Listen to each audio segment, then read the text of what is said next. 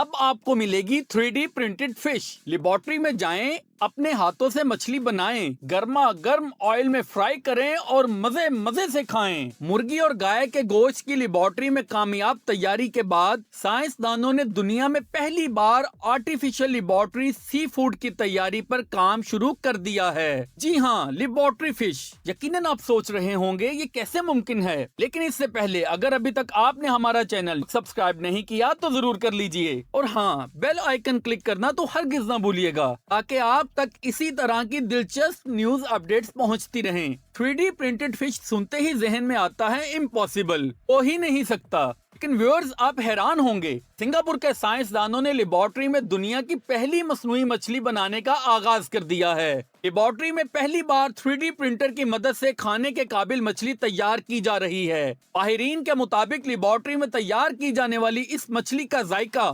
سمندر سے پکڑی جانے والی مچھلی جیسا ہی ہوتا ہے۔ سائنسدانوں کو پہلے ہی مرحلے میں ایسی کامیابی ملی کہ ساری دنیا میں اس خبر کے چرچے ہونے لگے۔